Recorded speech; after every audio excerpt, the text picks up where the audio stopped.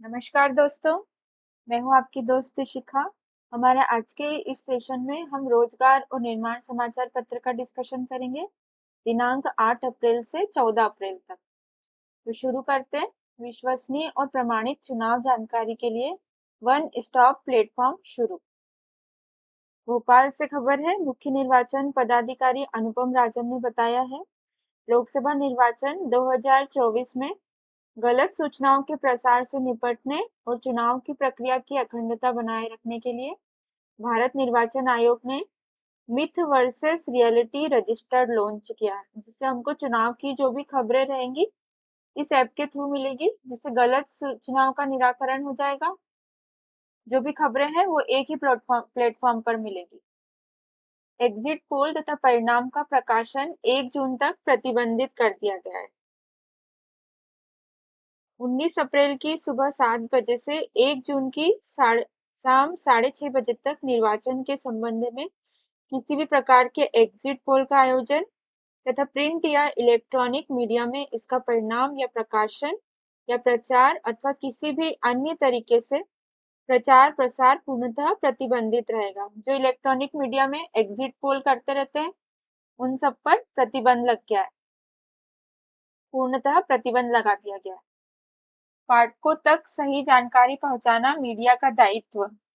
ये हमारे चित्र में दिख रहे मुख्य निर्वाचन पदाधिकारी अनुपम राजन, ये प्रशासन अकादमी में आयोजित राज्य स्तरीय मीडिया वर्कशॉप में उपस्थित पत्रकारों को संबोधित करते हुए कह रहे हैं कि पाठकों तक सही जानकारी पहुंचाना मीडिया का एक दायित्व बनता है। विशेष पुलिस अधिकारी किए जा सकेंगे नियुक्त। लोकसभा निर्वाचन संपन्न करवाने के लिए प्रदेश में आंगनवाड़ी कार्यकर्ता, सहायिका और अतिथि शिक्षकों को, जो विशेष पुलिस अधिकारी होते हैं निर्वाचन में सुरक्षा के लिए बूथ के बाहर खड़े रहते हैं, उनको नियुक्त किया जाएगा। इसके बाद ये इस खबर में मुख्य निर्वाचन आयुक्त पदाधिकारी अनुपम राजन ने भी बताया कि पत्रकारों को पोस्टल बैलेट की सुविधा भी दी जाएगी। वाहन रैली के माध्यम से मतदान के लिए किया जागरूक। मतदाताओं को जागरूक करने के उद्देश्य से भोपाल में मतदाता जागरूकता वाहन रैली का आयोजन किया गया है। रैली जिसके माध्यम से मतदाताओं को जागरूक किया जा रहा है, ज्यादा से ज्यादा मतदान हो इसके लिए। मतदान के दौरान सुरक्षा व्यवस्था पर विशेष ध्यान देने के निर्देश। मुख्य निर्वाचन पदाधिकारी अनुपम राजन ने कहा है कि पुलिस अधिकारी मतदान से पहले और मतदान के दिन सुरक्षा व्यवस्था की विशेष तैयारियां करें। सी विजिल जो निर्वाचन आयोग का ऐप है जिसमें शिकायतें दर्ज होती है, इसमें 1473 शिकायतों का निराकरण किया जा चुका है। भोपाल जिले के मतदान कर्मियों के लिए 2 सत्रों में हुआ प्रशिक्षण। जो चुनाव में ड्यूटी लगती है P1, P2, P3 और पीठासीन अधिकारियों की, इनको ट्रेनिंग दी जाती है थोड़े समय पहले से ही। तो ये भोपाल जिले के मतदान कर्मियों के लिए 2 सत्रों में प्रशिक्षण दिया गया है। सभी विभाग चुनाव संबंधी व्यवस्थाएं समय सीमा में कर दें। ये अनुपम राजन जी कह रहे हैं कि सभी विभाग अपने चुनाव संबंधी जो भी व्यवस्था है वो समय सीमा में कर लें। फिर हम अगले पेज पे आ जाते हैं। इसमें हमें हर दिन की खबरें दे रखी है। 30 मार्च कंबोडिया में फंसे 250 भारतीयों को वापस लाया गया। कंबोडिया में रोजगार के नाम पर अवैध साइबर क्राइम में फंसे भारतीयों को वापस लाया जा रहा है। कंबोडिया में जो भारतीय फंसे हैं उन्हें वापस लाया जा रहा है। भारत कंबोडिया के अधिकारियों के साथ सहयोग करके 250 भारतीयों को बचाकर वापस ले आया है।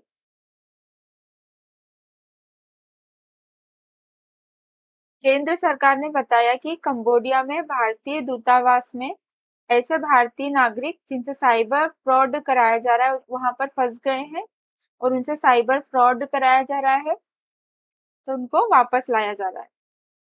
नीदरलैंड के शहर एडे में एक नाइट क्लब में एक नकाबपोश व्यक्ति ने कुछ लोगों को बंदी बना लिया था। कुछ घंटों के बाद ही आरोपी ने आत्मसमर्पण कर दिया। ये आरोपी था नीदरलैंड में, जिसने कुछ लोगों को बंदी बना लिया था और उसने आत्मसमर्पण कर दिया और उसको लेकर हिरासत में लेकर पूछताछ पुलिस कर रही है। 20 वर्ष पहले 29 मार्च 2004 को आयरलैंड ने सार्वजनिक जगहों पर धूम्रपान बैन कर दिया था, जिससे आयरलैंड में सिगरेट पीने वालों का प्रतिशत 41% से गिरकर 9% हो गया। बैन के बाद के पहले दशक में धूम्रपान से होने वाली मृत्यु दर में गिरावट देखी गई। बैन से बड़ी संख्या में लोगों की धूम्रपान की आदत स्थायी तरीके से छूट गई। ये 20 वर्ष पहले 29 मार्च 2004 को आयरलैंड ने सार्वजनिक जगहों पर जो धूम्रपान होता है उसको बैंड कर दिया था। तो उसके बाद से प्रतिशत 41 से गिर के 9 हो गया, जिससे वहां पे मृत्यु दर जो होती थी धूम्रपान से जो बीमारियां हो जाती है उसमें गिरावट देखी गई है। 31 मार्च की खबरें। भारत लाए जाएंगे 9 समुद्री लुटेरे। सोमालिया के 9 समुद्री लुटेरों को भारतीय नौसेना कानूनी कार्यवाही के लिए भारत लाएगी।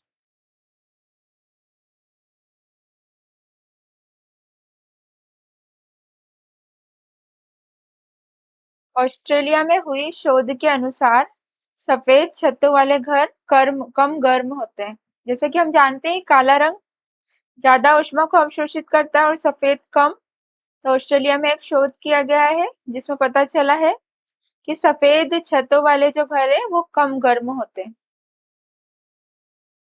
केरल मेरिटाइम बोर्ड के अनुसार केरल और खाड़ी के 6 देशों के बीच समुद्री जहाज पैसेंजर सेवा अगले 6 महीनों में शुरू हो सकती है।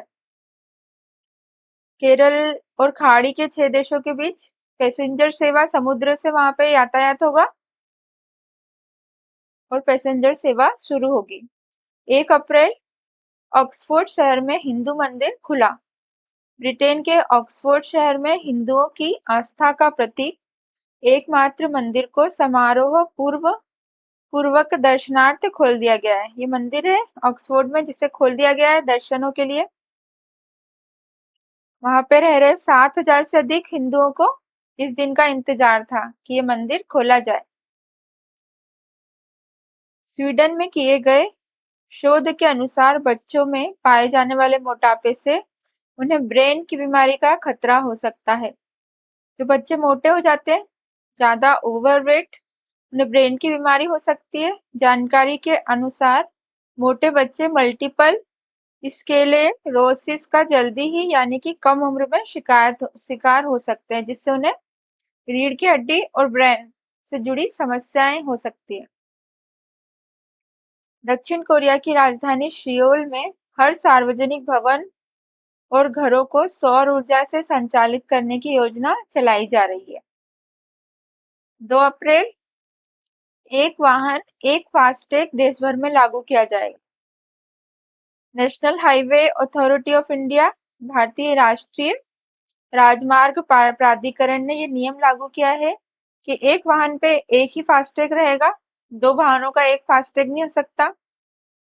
अमेरिका के स्टार्टअप ह्यूम एआई ने एक शोध में पाया कि एआई मनुष्यों की आवाज सुनकर उनकी 53 भावनाएं समझ सकता है। वह यह भी बता सकता है कि कोई व्यक्ति कितना खुश या गुस्से में। जो आर्टिफिशियल इंटेलिजेंट रोबोट बनाए जा रहे हैं वो 53 भावनाएं समझ सकते। ब्रिटेन के प्रधानमंत्री ऋषि सुनक को प्रस्तावित बेघर कानून को लेकर अपनी ही कंजर्वेटिव पार्टी में विरोध का सामना करना पड़ रहा है। यह कानून बेघर होने को अपराध की श्रेणी में लाएगा और पुलिस को सड़कों पर सोने वालों पर कार्यवाही करने का अधिकार प्रदान करेगा।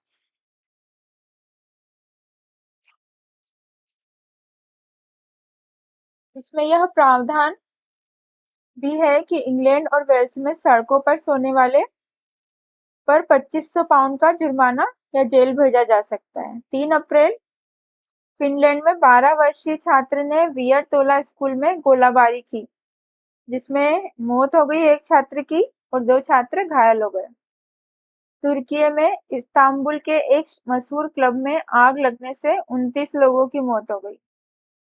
पत्रिका पीएलओएस में छपे एक शोध से सामने आया है कि टेनिस, बैडमिंटन जैसे आउटडोर खेल के सफल खिलाड़ियों की आंख एक आम आदमी की तुलना में हर सेकंड 25 इमेज ज्यादा देख पाती। जो लोग टेनिस खेलते हैं, क्योंकि उसमें बॉल को देख के हिट करना पड़ता है बार बार, तो उनकी ये क्षमता बढ़ जाती है।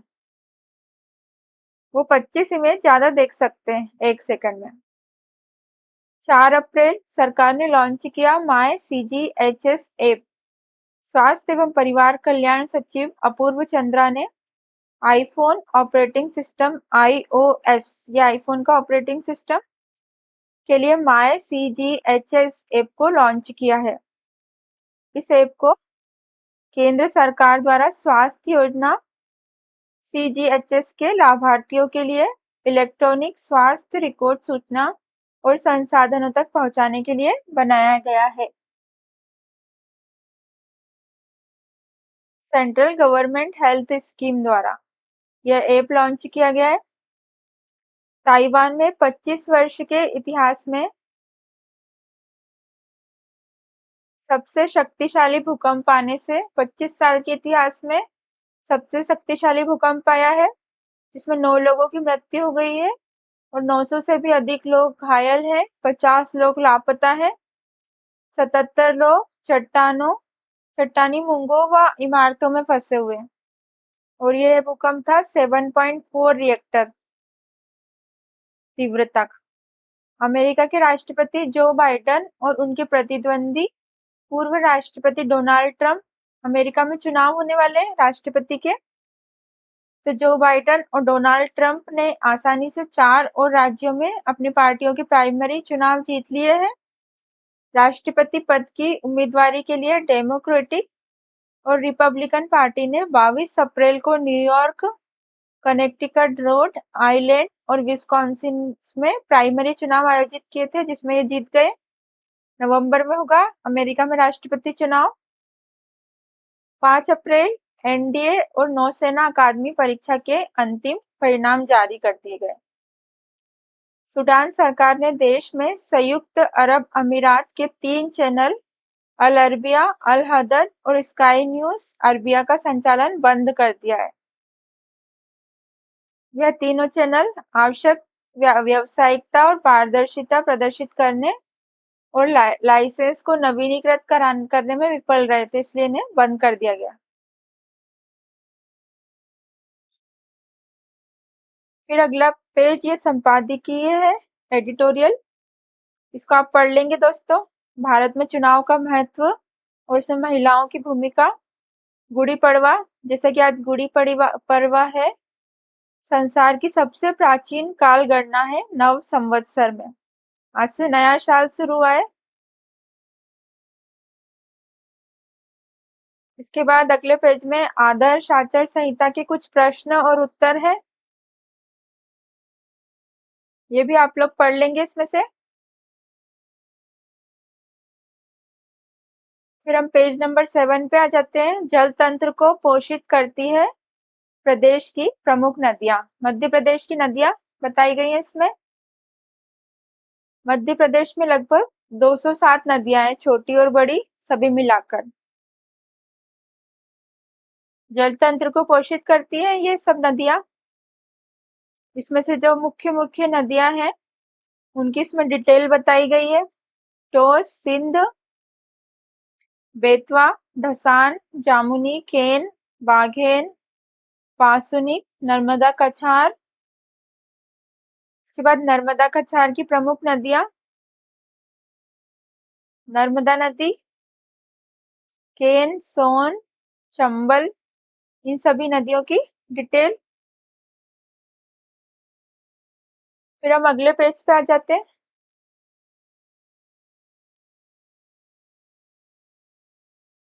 जैसा कि हमने इसमें एक सीरीज कर रहे थे जिसमें हर हफ्ते एक जिला कर रहे थे, तो इस बार हम करेंगे राजगढ़। राजगढ़ मध्य प्रदेश के पश्चिमी भाग में स्थित है। ये पश्चिम में। इसका क्षेत्रफल 6154 वर्ग किलोमीटर है।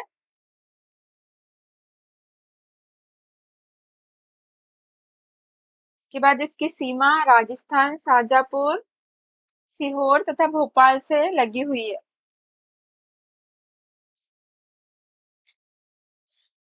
राज्य की राजधानी भोपाल से 145 किलोमीटर दूर है। इसका हम इतिहास देखें। इसका गठन मई 1948 में हुआ। मध्य भारत के गठन के बाद यहाँ उमट राज्यों का राजपूतों का शासन था, जो कि परमार वंश की एक शाखा थी। ये याद रखना दोस्तों, परमार वंश की शाखा उमट राजपूतों का शासन था राजगढ़ में। पहले इसकी राजधानी दोपहरिया थी, जो कि अभी वर्तमान में शाजापुर जिले में है। बाद में इसे डूंगरपुर और फिर रतनपुर ले जाया गया। ये वंश की उमर राजपूतों की। मुगल सेनाओं के बार बार हमले और अशांति से बचने के लिए state of the ruler Mohan Singh ने वर्तमान क्षेत्र का अधिग्रहण कर लिया था, जिसे मूल रूप से 1640 ईस्वी में झांसीपुर के रूप में जाना जाता था। पहले ये झांसीपुर के नाम से जाना जाता था। अधिग्रहण किसने किया था? स्टेट ऑफ द रूलर ने। शासन किसका था? उमर राजपूतों का, परमार वंश की शाखा। अधिग्रहण किया स्टेट ऑफ द रूलर ने। क्यों? क्योंकि मुगल सेनाओं का बार बार हमला और अशांति से बचा जा सके। इसके बाद ये पहले झांसीपुर के रूप में जाना जाता था। अंत में 1645 में मुख्यालय को स्थानांतरित कर दिया, जिससे यह स्थान बना। झांसीपुर में एक महल है, जिसके कारण यह राजगढ़ के नाम से जाना जाता है। जिले को 5 उपखंडों और 9 तहसीलों में विभाजित किया गया। इसके बाद इसके विकास खंड है। एक सारंगपुर है, यहाँ पर 390 मीटर की ऊंचाई पर है। ये नरसिंहगढ़ है, जिसे मालवा, ये याद रखना है फैक्ट, मालवा के कश्मीर से के नाम से जाना जाता है नरसिंहगढ़ को। यहाँ पर जल मंदिर, छोटे महादेव का झरना, श्यामजी मंदिर, चिड़ीखो प्रमुख है। विकासखंड जीरापुर, एक सारंगपुर, दूसरा नरसिंहगढ़, तीसरा जीरापुर। ये 40 किलोमीटर दूर है जिले के मुख्यालय से। राजस्थान से लगती है इसकी सीमाएं। यहाँ बिल्लेश्वर महादेव मंदिर है। इसके बाद ये नदियों का शीर्ष भाग है इसमें, जो पिछले पेज पे दिया था।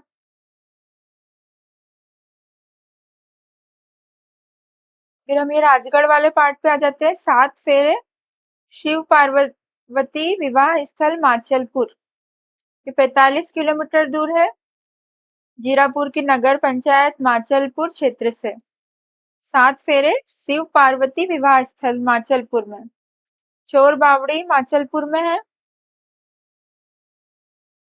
फिर अगला विकास खंड खिलचीपुर है। यहाँ पर राजगढ़ जिले के अंतर्गत आने वाले खिलचीपुर का इतिहास बहुत पुराना है। यह रियासत ग्वालियर स्टेट के अंतर्गत आती थी। राष्ट्रीय राजमार्ग 52 पर स्थित यह तहसील मालवांचल के अंतिम छोर पर है और राजस्थान की सीमा से लगी हुई है। विकासखंड राजगढ़, ये मालवा के पठार का उत्तरी हिस्सा है। ये भी राजस्थान से लगा हुआ है। विकासखंड ब्यावरा है, जिसकी स्थापना मई 1948 में हुई और जिला मुख्यालय से 26 किलोमीटर दूर है। इसके बाद हम बात करें कि राजगढ़ में उत्पादन क्या होता है। तो यहाँ रबी मौसम की मुख्य फसल गेहूं है। सोयाबीन खरीफ की मुख्य फसल है। गेहूं, सोयाबीन। हाथकरघा, राजगढ़ जिले के सारंगपुर विकासखंड में एक हाथकरघा बाहुल्य क्लस्टर है, जहां पड़ाना ग्राम में अधिकांश बुनकर निवास करते हैं। ये क्लस्टर है यहाँ पर हाथकरघा, जहाँ पे बहुत सारे बुनकर्स रहते हैं। और ये क्या उत्पादन करते हैं? कोटा, मसूरिया, साड़ियों का।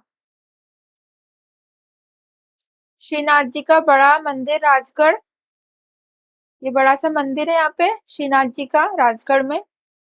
और ये नेवज नदी के तट पर है, पहाड़ियों के बीच में। इसकी ऊंचाई 111 फीट है। अति प्राचीन और भव्य है। यहाँ पर उत्सव और त्योहार, जन्माष्टमी, नंद महोत्सव, नौका विहार, रामनवमी, होली, फूल-फाग, अन्नकूट, श्रावण मास, हिंडोला आदि धूमधाम से मनाए जाते हैं। घरेलू पशुपतिनाथ मंदिर ब्यावरा में है। ऐतिहासिक महत्व के पशुपतिनाथ घरेलू मंदिर ब्यावरा और सुटालिया के बीच में स्थित है, जिसकी ब्यावरा से दूरी 15 किलोमीटर है। मंदिर के पास एक गुफा है। यहाँ वर्षों से भगवान शिव जी की पूजा की जाती है।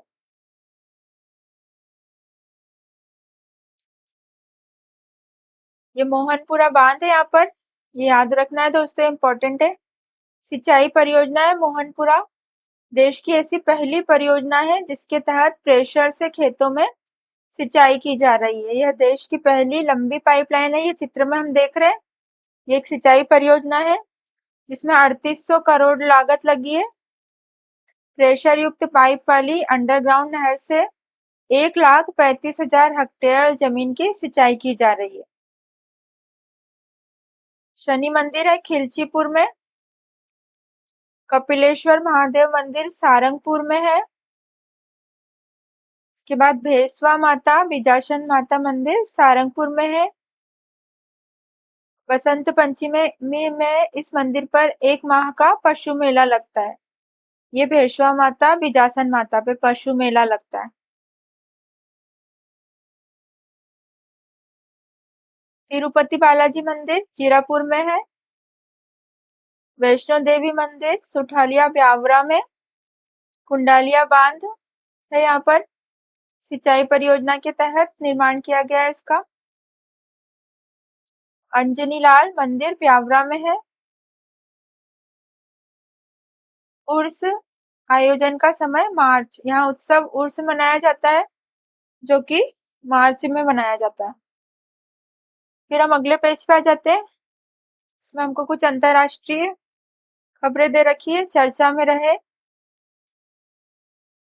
माइक्रोसॉफ्ट विंडो और सरफेस के नए प्रमुख बने। माइक्रोसॉफ्ट ने एक बार फिर अपने 2 प्लेटफॉर्म विंडोज और सरफेस की टीमों का आंतरिक रूप से विलय कर दिया। इन दोनों का विलय कर दिया है, विंडोज और सरफेस का। और विलय के बाद भारतवंश के ये पवन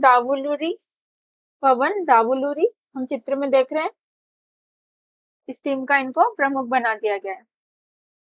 जासूसी के लिए लॉन्च किए गए 3 सैटेलाइट अमेरिकी कंपनी रॉकेट लैब ने जासूसी के लिए बनाए गए 3 उपग्रहों को लॉन्च किया है और इस मिशन को नाम क्या दिया गया है, NROL-123। चाइनीज फुटबॉल एसोसिएशन के पूर्व अध्यक्ष को मिली उम्र कैद। चाइनीज फुटबॉल एसोसिएशन के पूर्व अध्यक्ष, इन्हें उम्र कैद दे दी गई है। चीन के हुबई प्रांत की एक अदालत ने चाइनीज फुटबॉल के पूर्व अध्यक्ष चेन जियुआन को रिश्वत के मामले में उम्र कैद सुनाई है। जैस्मिन पेरिस बार्कले मैराथन पूरी करने वाली पहली महिला बनी है जिन्होंने मैराथन को पूरा किया है। 40 वर्ष की हैं ये।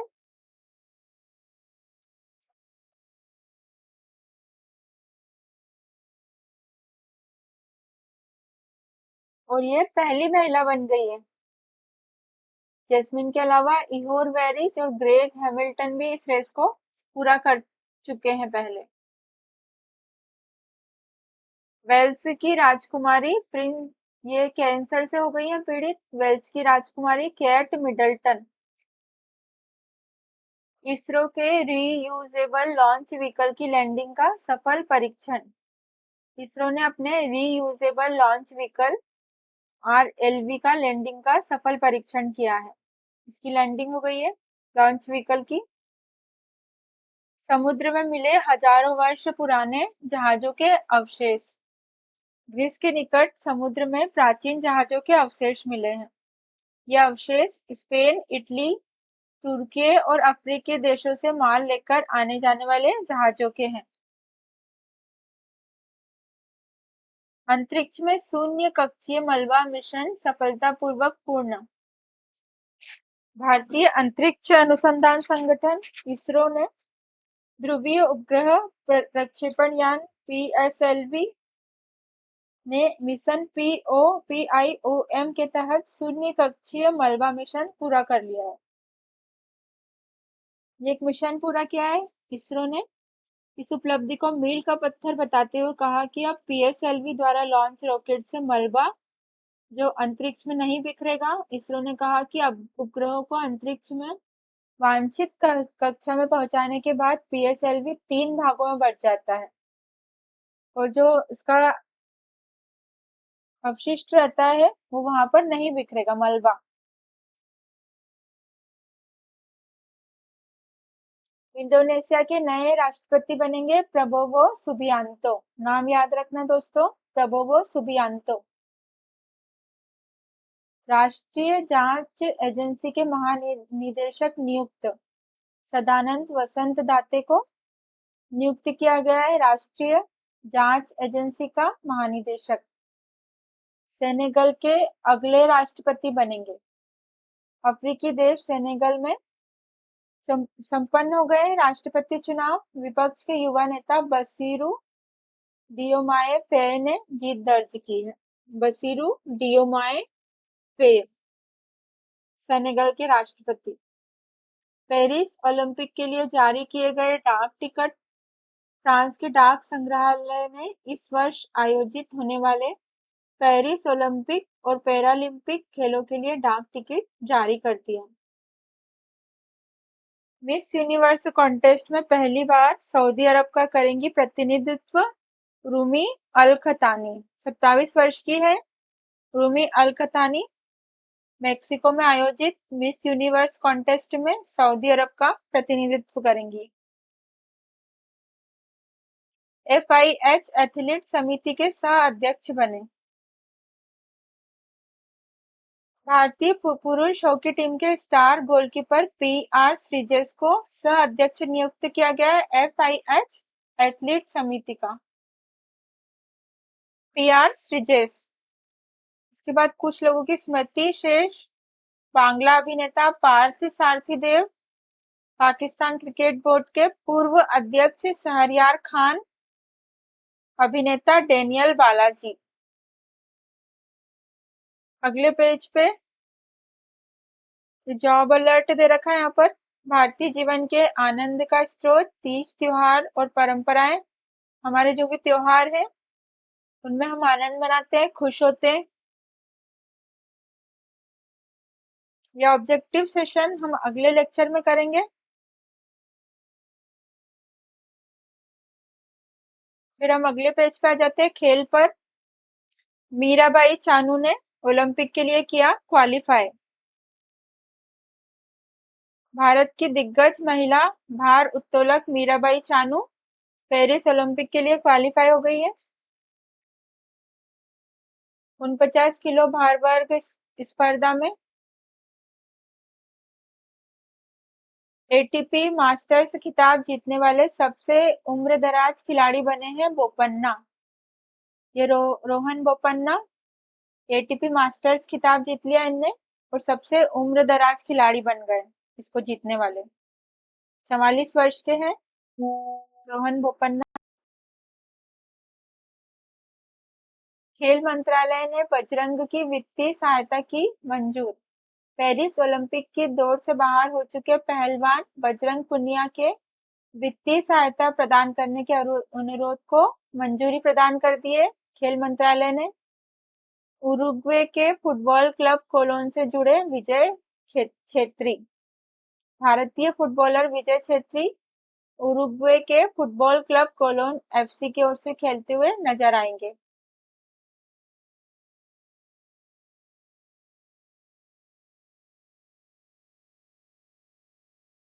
पंकज अडवाणी ने जीता CCI बिलियर्ड्स क्लासिक खिताब। भारत के स्टार खिलाड़ी पंकज अडवाणी इन्होंने बिलियर्ड्स में अपनी बादशाहत बरकरार रखते हुए अखिल भारतीय CCI क्लासिक खिताब जीत लिया है। बाबर बने सीमित ओवर प्रारूप में पाकिस्तान के कप्तान। हार्दिक सिंह बने वर्ष के सर्वश्रेष्ठ पुरुष हॉकी खिलाड़ी। हार्दिक सिंह सर्वश्रेष्ठ पुरुष हॉकी खिलाड़ी बने हैं।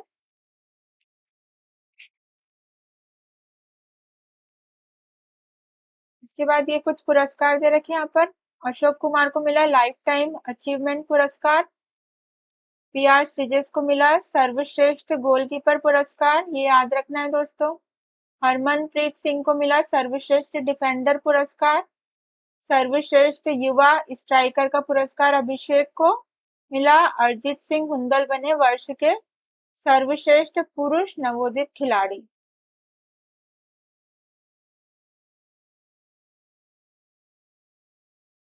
तेजस्विन ने अमेरिका में जीता ऊंची कूद का खिताब। भारतीय एथलीट तेजस्विन शंकर ने अमेरिका में आयोजित सॉकर स्प्रिंग इनविटेशनल टूर्नामेंट में ऊंची कूद स्पर्धा का खिताब जीता है। महिला एशिया कप 2024 का कार्यक्रम जारी हो गया है। बेरूत से खबर है, एशियन क्रिकेट काउंसिल एसीसी ने इस वर्ष श्रीलंका में आयोजित होने वाली महिला एशिया कप का कार्यक्रम जारी कर दिया है। टूर्नामेंट की शुरुआत 19 जुलाई को होगी और फाइनल 28 जुलाई को होगा।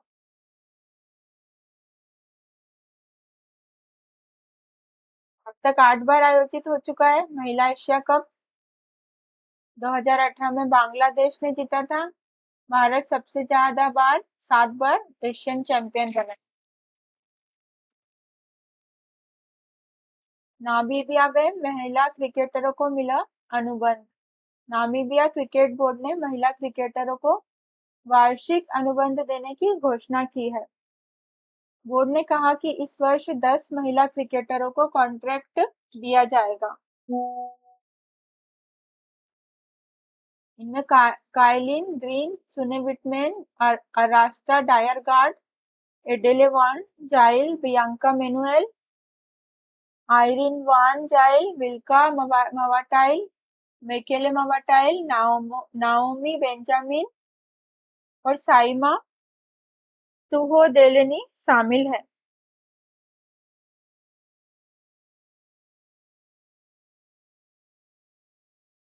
लोह कीन ने जीता खिताब।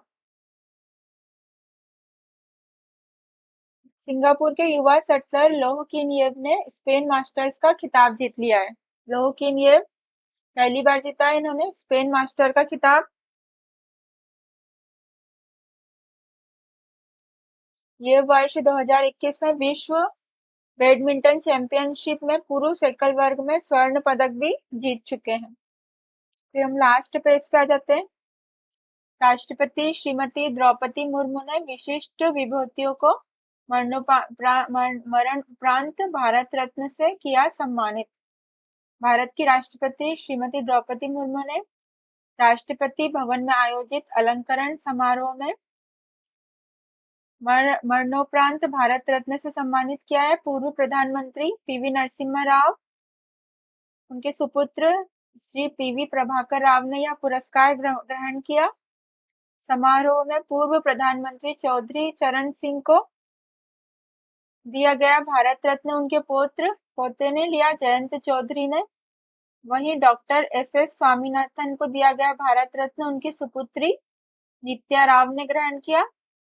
कर्पूरी ठाकुर को दिया गया भारत रत्न उनके सुपुत्र रामनाथ ठाकुर ने ग्रहण किया। ये नाम याद रखना है जिन लोगों को भारत रत्न मिला है। पीवी नरसिम्हा राव, चौधरी चरण सिंह, डॉक्टर एस स्वामीनाथन, कर्पूरी ठाकुर। इसके बाद अगली खबर पे आ जाए हम। भ्रष्टाचार अब अवसर, रोजगार या अनुबंध का मार्ग नहीं, जेल जाने का रास्ता है। ये उपराष्ट्रपति जी देख पा रहे हैं हम इनको। जगदीप धनखड़ IIPA के 70वें संस्थापक दिवस में समारोह को संबोधित करते हुए कह रहे हैं कि भ्रष्टाचार का अब अवसर, रोजगार या अनुबंध का मार्ग नहीं बल्कि जेल जाने का रास्ता है। अंतरराष्ट्रीय पोषक अनाज वर्ष 2023 का हुआ समापन।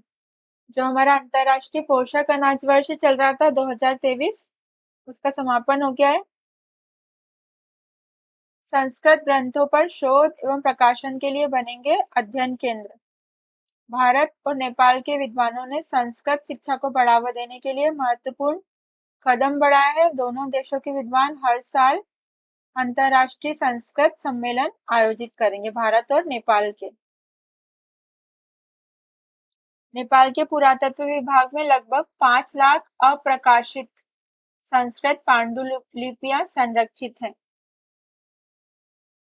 यूरोपीय अंतरिक्ष एजेंसी ईएसए ने इसरो के कार्यों को सराहा है।